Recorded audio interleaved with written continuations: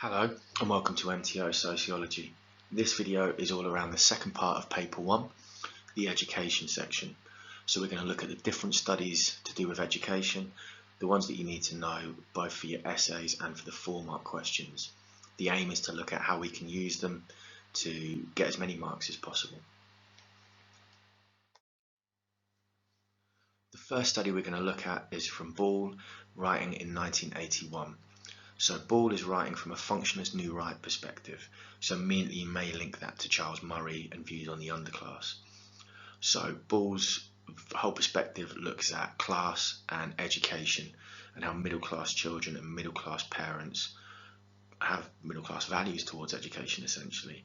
That comprehensive schools, although they say they're welcome for everyone and they're for everyone, they put kids into sets, and this means that they're looking at the best results possible, and teachers will treat students how they view them rather than how they actually may or may not be.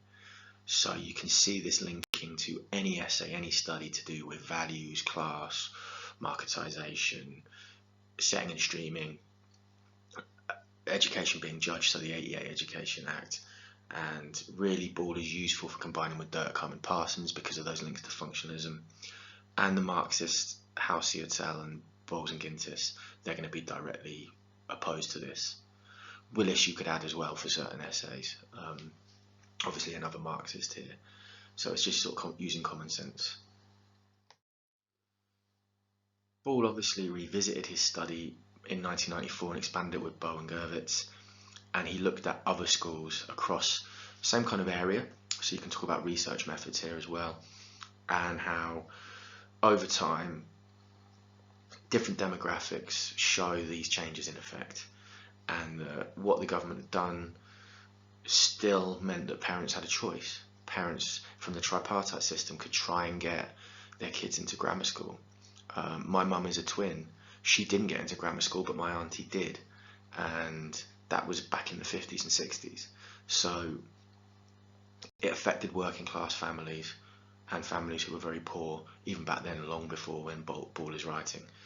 So you're looking at this idea of parental choice and the parentocracy really being hammered home 13 years later by this study and expanded upon.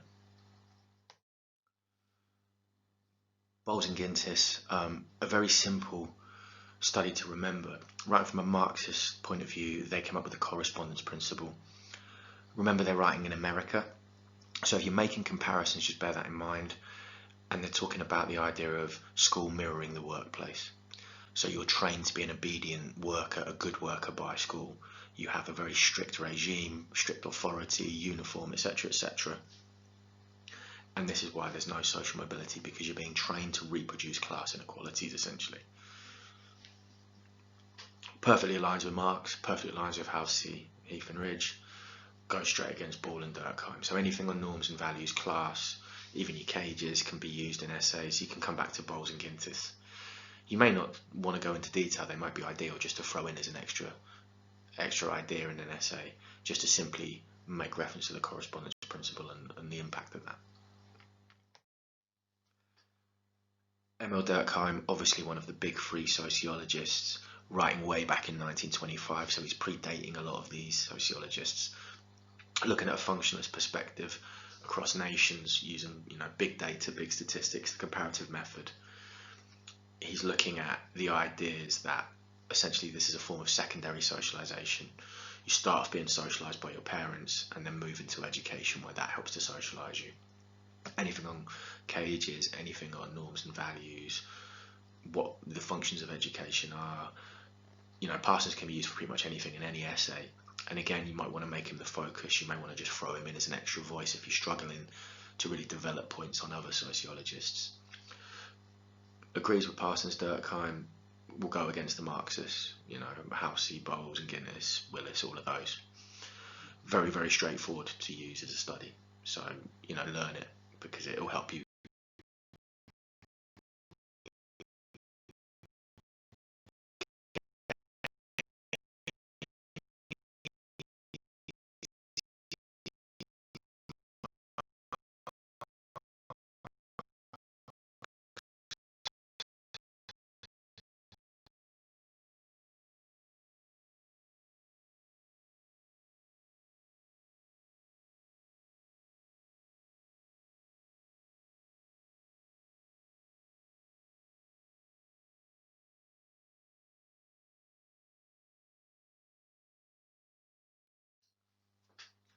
Housey, Heath and Ridge, writing in 1980.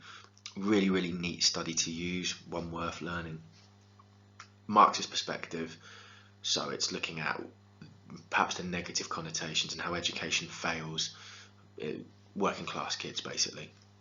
A lack of social mobility, because they argue that boys will end up doing the same kind of jobs as their dads, whether that's through wanting to copy and emulate them, or whether that's through things like nepotism and, you know, middle and upper class boys having the networks and connections to do that. Really good to compare with Durkheim, for example, because it's a quantitative study, looks at a wide range of people.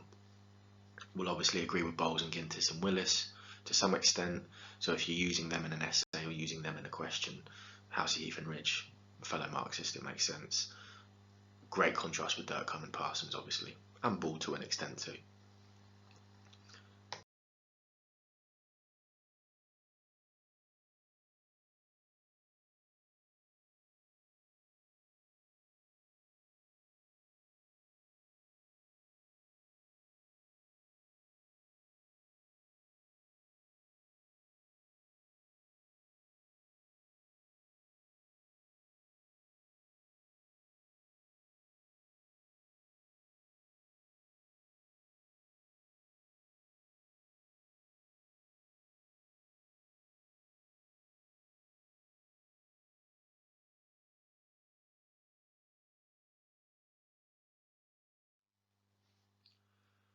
Parsons, another big functionalist sociologist, writing in 1961 here.